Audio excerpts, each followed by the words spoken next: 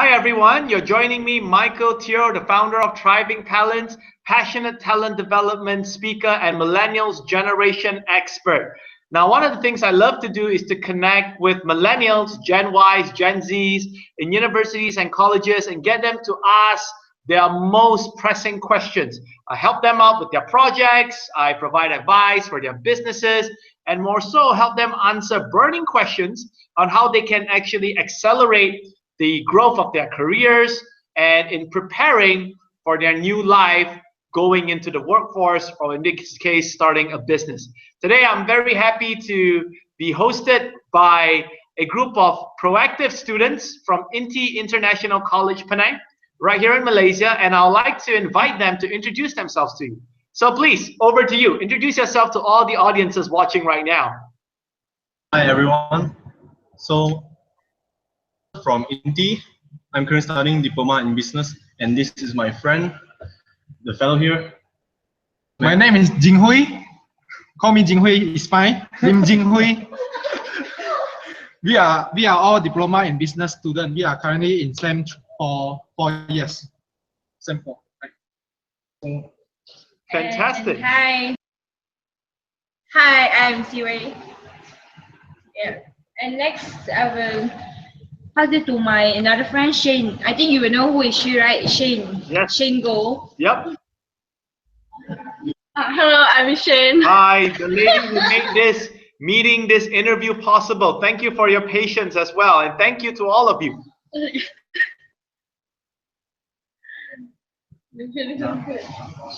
There, one more. Another pretty girl. Hi. You should be I'm proud that your Charlie. friends called you pretty. They really have confidence.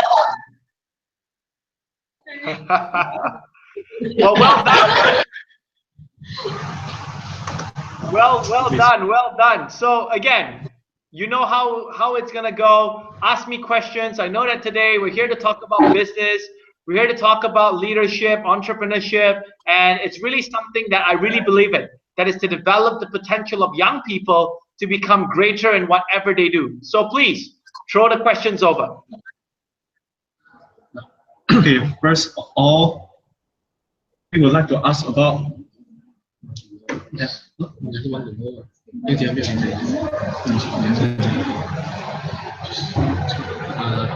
Wait a minute. No worries. It's all about preparing to ask the right question. Go ahead whenever you're ready. Sorry, because we are really nervous now. Don't worry. Everybody starts off being nervous. In fact, one of the lessons I'd like to share with you right now is if you're going to become an entrepreneur, if you want to start a new job, or if you're going to a new business, it's always that first few seconds, that first few moments that will be the scariest in your life.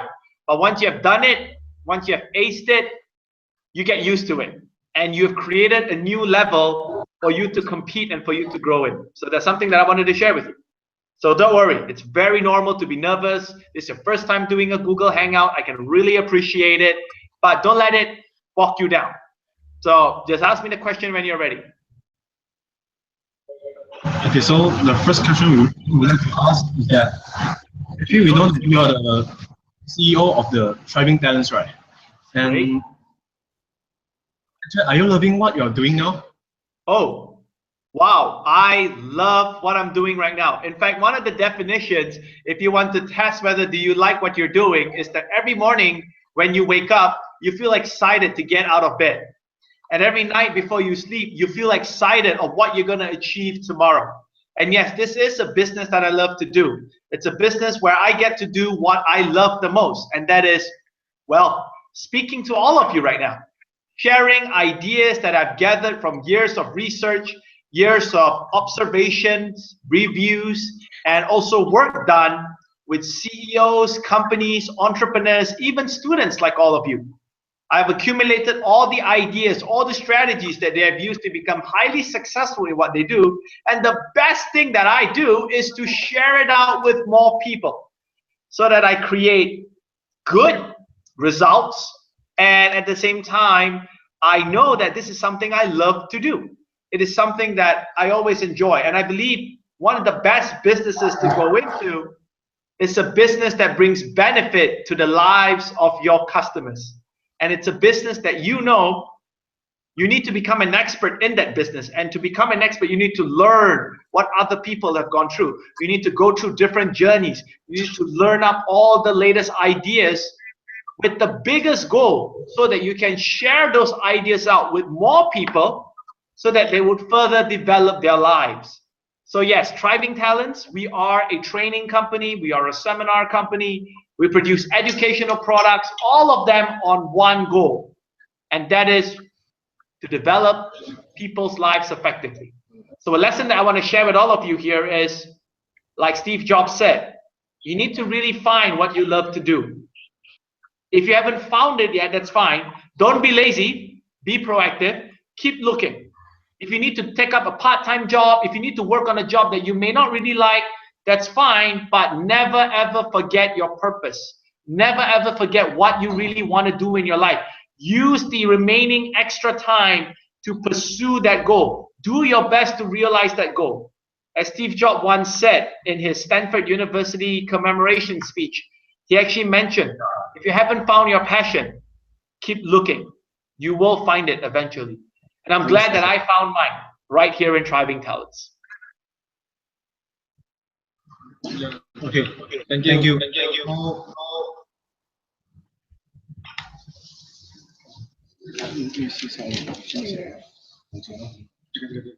So, sir, the next question we want to ask about is that what is the current challenges that stand ahead of you and what makes you sleep? Wow, I would say number one, when you start a business. Sorry, can you hear? Yes, I can. No worries. Now, I would say whenever you start a business, you need to know why are you getting into business. Sorry, sir. Problem with our sound system. No worries. Can you hear me right now? Yeah, it's fine now. It's fine now. It's okay. Now better. Right. Yeah. So what I wanted to share is that whenever you start a business, you need to ask yourself, are you going into the business because you want to get rich fast? Or you're going into the business because you are to know that you're going into the lifestyle of running the business? These are two very powerful, distinctive points. Number one, it's nothing wrong going into business to earn quick money or to get rich. Everybody wants to do that. Everybody loves doing that. And I know Robert Kiyosaki, the author of Rich Dad Poor Dad, once said, I'd rather be having problems driving a Porsche than having problems riding a bicycle. In a sense, he would rather have problems being rich than having problems being poor. Now, the thing is, though, all these people that became truly successful in business, they're extremely wealthy, they are very connected, they have gigantic global empires. When they first got into business, when they first got into business, they were actually investing their time in making that business work. They had to do a lot of sacrifices. In fact, when they go into business, the first thing that you should have in your mind is, what is that service? What is that product that you can give that will create a lot of value, that will bring a lot of benefit to the lives? All right. Now, having said that, once you go into business, you need to be ready to go into the lifestyle of running a business, especially if you're young, especially if your business is new. You are going to realize that despite being the boss of the company, you may need to promote the company. You may need to sell the company more. You may need to work longer hours compared to normal people who work a regular job. You may need to prepare yourself to know that every single month you need to earn that sufficient money so you could pay your debts, you could pay your operating costs, you could pay the salary of your employees. So again, I always share this with budding entrepreneurs like all of you right now. If you want to become an entrepreneur, ask yourself a question. Are you ready to make those sacrifices leading out of becoming an entrepreneur? Now, you ask me, what are some of the challenges that I face today as an entrepreneur? So one of the challenges that I face today, which is actually faced by any other business in the market today, and that is looking for customers every day, every time. You need to be out there. You need to actually talk to as many people. For our case, talk to as many companies, get them to understand how we can help them increase their productivity, create more easiness for them, enhance their profitability, especially if you're in business. You're in business to solve a problem. Now, having said that, it is a reality. When you go out there, when you talk to companies, you cannot please everybody. So what happens is you may have people who do not believe in you. You may have people who just don't like your products or your service, and they will never buy from you. Now, of course, you have two choices. Number one, feel extremely sad, devastated, disappointed that you will not be able to continue on with your business because one prospect, one customer said no to you. Or you could take the second decision. Keep reaching out to as many companies. Keep telling as many people about your products and your services and how you create benefit to them. Sure, you may have spoken to 10 clients, but only 2 said yes. But guess what? These 2 that said yes is going to provide you with the money that will help you grow your business, that you will then be able to help 20 other companies instead of 2 only in the future. So I would say one of the challenges we constantly face is that we need to always go out there and talk to people, how we can help them, how we can add value to their lives. And I think one of the things of becoming an entrepreneur, the most important thing is to have the courage, the bravery, and to prepare your mind to keep talking to people, keep telling people about how you can change their lives. And the second challenge that I would say that most businesses face today is actually replication, scaling. If you become too good in running your business, congratulations. However, that will lead you to the next phase of your growth. And that is, how do you create more leaders in your company? How do you create more that will be able to take your formula of success and replicate it to other businesses, replicate it to other industries, replicate it to other countries? So as you're running a business, especially if you're a young entrepreneur, there's a tendency for you to want to master everything. But be warned, it is very important as well for you to start training up people that will be able to of leading the business with you. That is the only way how you are going to scale. And I think your last question to me in that one same question was, how did I actually become fearless? How do I have the courage to solve all these problems, right? Yes. Well, it's simple. Work with people that you trust.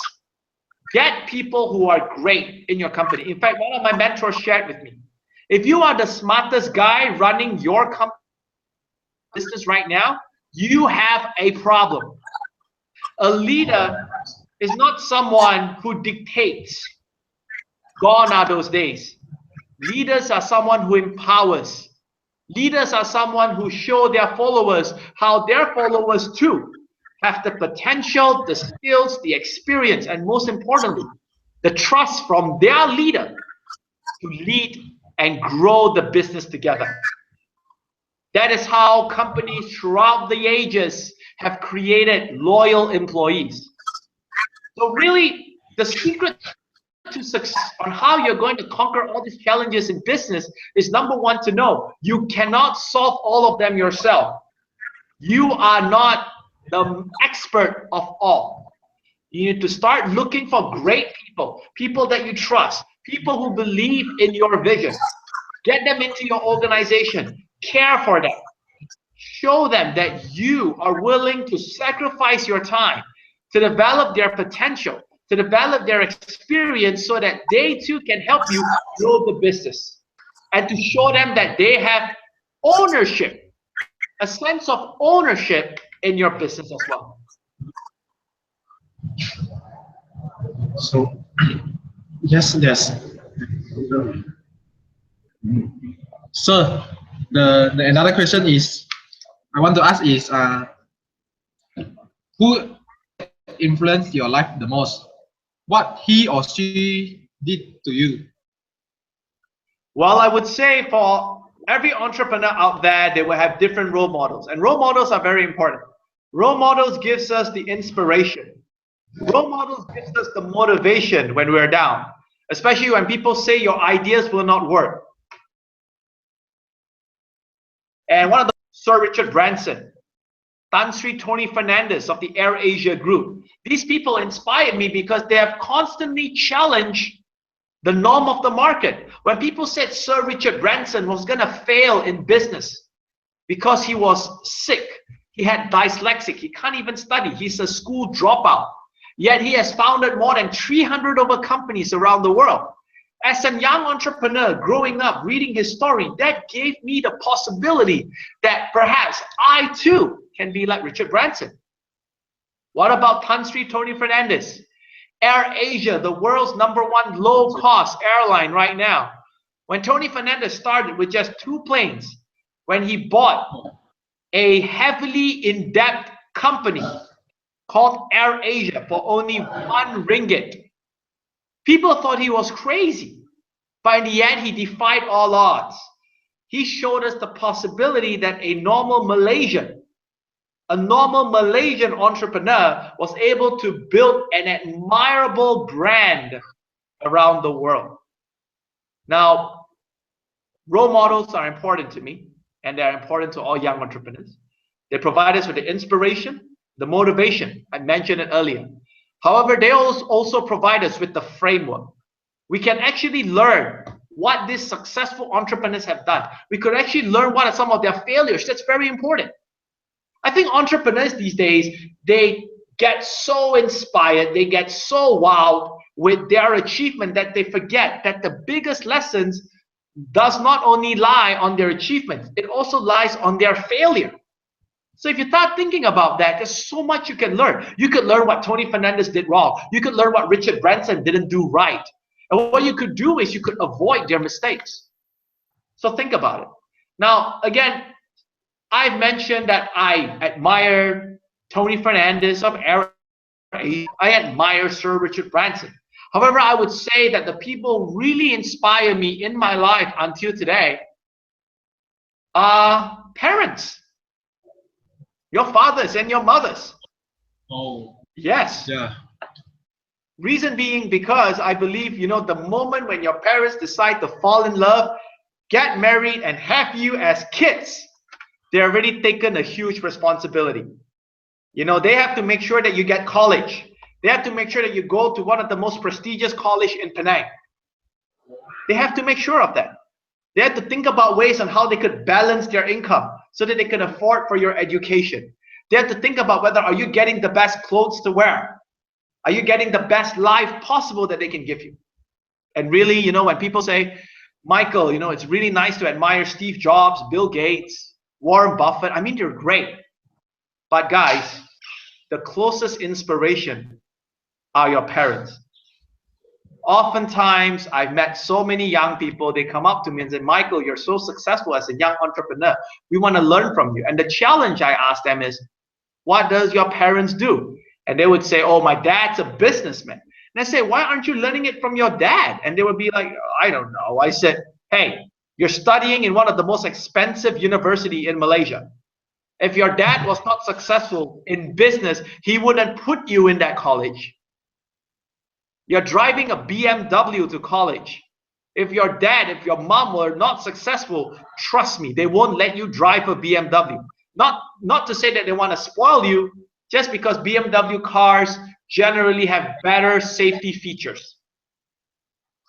Again, parents inspire me. My parents did inspire me too. I am glad to hear that. I'm glad to hear. I'm very happy for you. I'm very happy for you. Next question, please.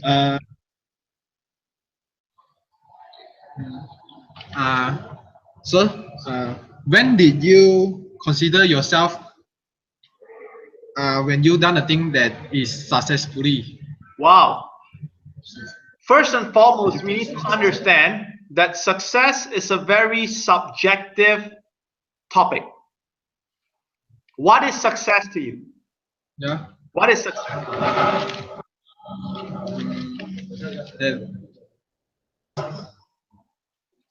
All my things. Continue, please. Yes, continue. Yeah. I mean, for my opinion, is success is for me is that I able to complete all my tasks, all my mission, and my things on time. What about having $1 million in the bank account? Is that success for you? Yeah, it is. Yeah, it is. Notice he answered first. He answered first. He answered first. You were still thinking about it, but your friend, our good friend at the back there, answered first. What about this? The ladies. I miss the ladies. Are they still right there? Are they still listening to this? All right, ladies. They are here.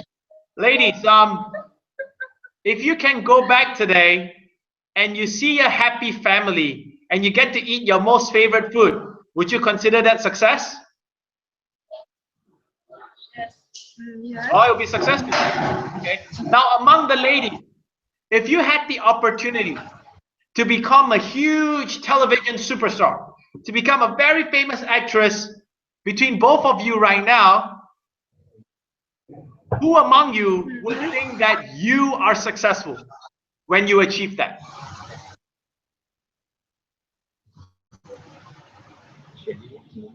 Will you think you're successful? You become a huge television superstar, a celebrity. Do you think that's successful? Oh, no. Yes. I'm sorry. Actually, sorry. Can you? I beg your pardon. Let me share with you something. It is fine for you to not be sure. It is fine for you to hesitate. I'm getting to my main point here. Success is unique. Success is subjective to different people. What do I mean by this is, to some of you, success could be having $1 million in the bank account. To some of you, success could be winning Miss Universe. To some of you, success could be going back, being in the arms of your loved ones, having a good dinner. Now, when you ask me the question, how do I know if I'm successful? My question, well, my answer would be, for this case, success is ever changing.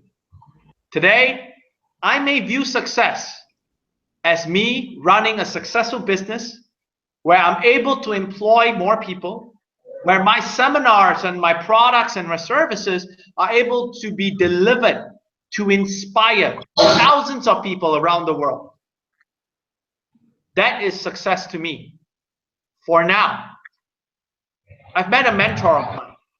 He's in his mid-40s. When I asked him what is success, he pointed at his 8-year-old son and said, Michael, that is to me success. To me, success is to see that my son gets the best education, that my son will lead a better life than me. And I imagine he's the CEO of a company, man. But no, he has viewed success as seeing someone else, his son, his 8-year-old son, achievements becoming his symbol of success. So if you ask for me, when I was growing up, I started off in high school. In high school, money was not important to me.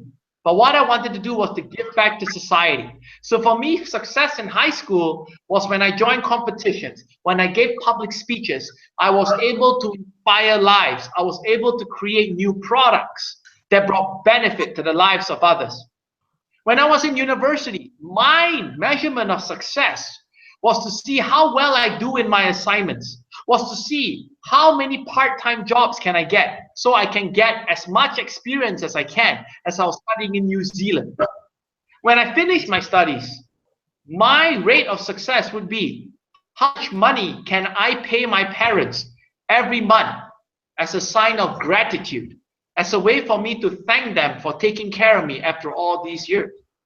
And today, being an entrepreneur, running thriving talents, my definition of success is to see how my teammates have grown.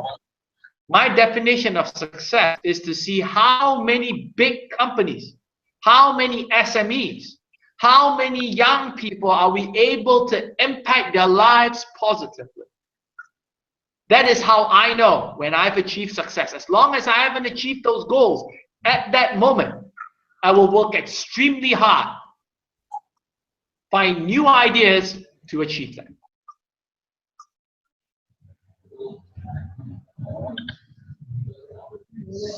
Great. Next question.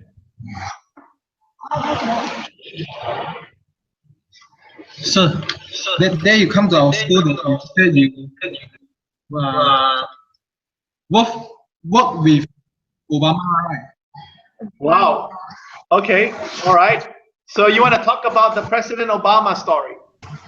What is the feeling? What is your own feeling that you have the opportunity to work with Obama? All right. Most powerful people on the world. Wow. Thank you. Now, first and foremost, meeting the President of the United States was definitely one of the highlights of my life. And it was such a huge honor for me to actually be running a workshop and with the President of the United States, President Barack Obama himself, coming to visit the workshop. And I was there in his honorable presence. And the feeling was unimaginable. But if you were to ask me what was that one word to describe how I felt at that time, it was gratitude.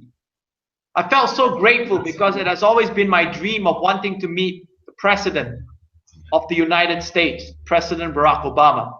And I remember that I started sharing this dream that I wanted to meet the President since the year 2011.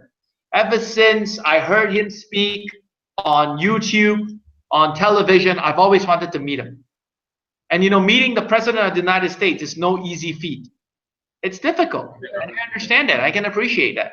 However, I had two choices to make at that time. Either have a mindset that I am a young person, I am not worthy, I am not qualified, I am not credible to meet the most powerful man of the world, and just take it as a dream that will never happen. Or number two, I can actually do the best of my ability to try to meet him. So to cut a long story short, I told as many people as possible that I wanted to meet the President. People laughed at me, people ridiculed me. The better ones actually wished me luck. However, one of the most beautiful things is that I was talking to my clients and to my partners. And when President Obama visited Malaysia in the year 2014, one of my clients actually arranged a workshop. And I was the speaker, the trainer, and the facilitator in a workshop. And that was the day it happened. I mean, I was so grateful. My client didn't have to do that for me, but they did it anyway because they could see how I wanted to meet the President and how meeting him would be a milestone, not only to me, but it is to inspire young people all around the world that you can believe in crazy, bold dreams. If you really want it a lot, you will put in all your ideas to try to get it. And for that case, I had the great opportunity to speak, to be in the presence of President Barack Obama. So the one feeling I feel, it was gratitude. I was so thankful to all the people who have supported me all these times.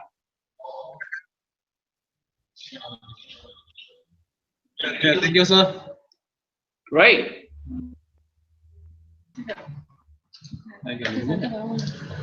Yeah. Next, sir, I would like to ask you about the questions, which is life philosophies that you learned in your career. Well, I live by two philosophies in life. Number one, never wait for opportunities. Create opportunities. It's much more fun. If you wait for opportunity, you are begging the permission. You are begging from opportunity from others. But the moment when you start changing your mindset to say, I want to create my own opportunity, that's when the magic happened. In Thriving Talents, we wanted to work with the world's largest companies, and we did it. But guess what? It was not easy. We had to knock on doors. We have to go in there. We have to sell and convince them why our seminars and workshops were the best for them. Sure, we had to attend 10 meetings. Sure, we have to waste so much of time talking to them. But all this while, it was never a waste of time. It was an investment. Every time when I go meet a client, I always feel so grateful that that meeting is happening, because I know I am not waiting for a client to come in my door to give me a job, to give me an opportunity. I am out there consistently creating opportunity. And you know, the best feeling that you have is that once you created this opportunity and once they materialize in your life, that's the most beautiful feeling you could have. And the second philosophy I have in life is walk with the kings, but never lose that common touch. Very important. If you want to do something, do it to the best. Do it like you want to serve the king. But when you become successful, never, ever lose touch with those who have helped you up. Never, ever lose touch with those who gave you opportunity to showcase yourself first. Which is why I always welcome interviews like this. It allows me to share with all of you right now. It allows me to speak to 15,000 followers that I have. And more so, it allows me to help you guys out with your projects and your business assignments as well. And I love sharing. And I want to thank you again. Okay, thank you very much. Any more questions? So sorry, yeah, I got the last question. That can I ask you the last question? Please go ahead. Okay. The skills and attributes possessed in order to be successful. What are the skills and attributes in order to become successful? Yes. Yeah. Great. Now, I would say skills could be where you want to go into business or you want to be successful in anything you want to do in life. First skill you got to have is communication skills. If you're not able to even share an idea, if you're not even able to tell people what you want from them, how are you going to be successful? I'm a believer. Success comes from people. The only way you're going to be successful is when people give you opportunity. People give you the room. People give you that platform to be successful. And how do you want people to give you this opportunity? Well, you need to communicate to them. One of the lessons I always share with entrepreneurs is, if you really want something, just ask. Don't have to feel shy. Don't have to feel embarrassed, because as long as you do not ask, you will know. The answer will be definitely no. If you don't ask at all, you will never get. So ask. That's the most important. Okay? And then, so the first attribute you want to do is to communicate. You got to know how to communicate with people. You got to know how to share your ideas with people, so people will know how to help you. If you're living in a world that you think that the world owes you all the good things in life, you are sadly mistaken. The world doesn't owe you anything. You need to ask people if you need help. All right? And the second skill, or second attribute that I'd like to share would be resourcefulness. You know, I believe a lot of people tend to give up easily. They shouldn't. If you really want something badly, you will do whatever it takes to get it. You will start thinking about new ways on how you can make the business work, or how you can make that first good impression when you go for your first job interview. Very important. Okay. And the last skills that I want you all to learn would be networking. Again, as I've mentioned, success comes from people. Whether you like it or not, all the successes you have in this world have been given to you by another human being. President Barack Obama became the most powerful man on earth, in the free world, because the American people gave him the opportunity to become president. Tony Fernandez has become one of the most celebrated icons of our business industry here in Malaysia by running AirAsia, the low-cost airline. Why? Because customers were open and they were willing to support Tony Fernandez to fly on a low-cost airline. For myself, I speak to thousands of people every year, and every time I'm always grateful because number two people. Number one, organizers have allowed me to speak. Companies have allowed me to speak. They have entrusted me with the responsibility to deliver my services and my products to empower their people. And number two, I would like to thank the audiences. All of you watching this right now, all of you listening to this, and all of you interviewing me right now. If you didn't give me this opportunity to be interviewed, I wouldn't be here right now. This video will not be shared with 15,000 people coming up. I would say those are the three attributes: communication skills, resourcefulness, networking.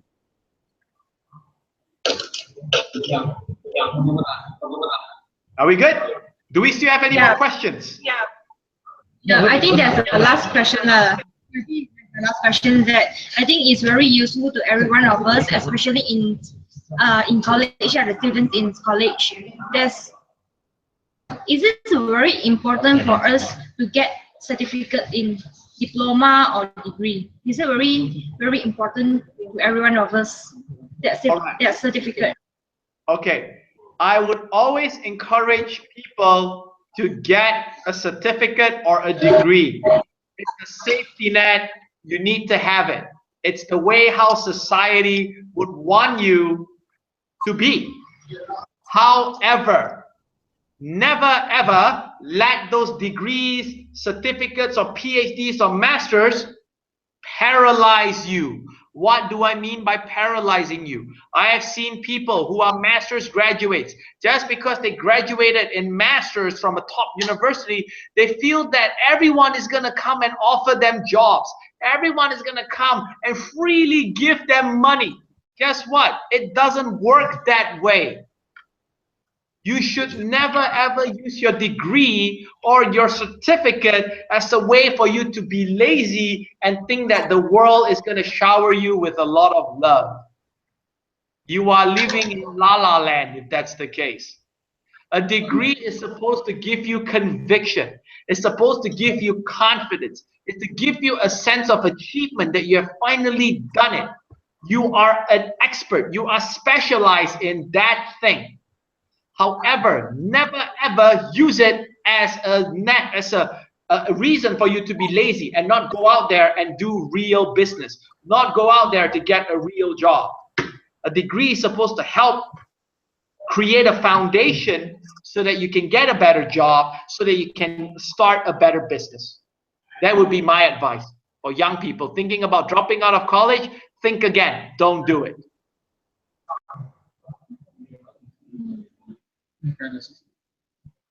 Okay, thank you very much. Thank you. Thank you. Do you have any? I think let's. Yeah, that's all about our interview, our questions. Great. Well, thank you so much, guys, and really give yourself a round of applause for being proactive for this interview, please. Thank you very much. Thank you. Well done. You know, if you want to check me out, just go onto my Facebook, follow me over there, or go onto my website, www.thrivingtalents.com, or check out my book, www.potentialmatrix.com. And I really want to thank all of you for your time. Let's keep in touch. And I hope for all of you watching this right now, you have actually learned something again today. This is Michael Teoh here. I want to thank the tremendous student group from INTI International College Penang who have arranged for this interview. And I want to thank you, all of you, for watching again. Michael Teoh, the founder of Thriving Talents, signing off. Say goodbye, everybody. Bye. Thank you.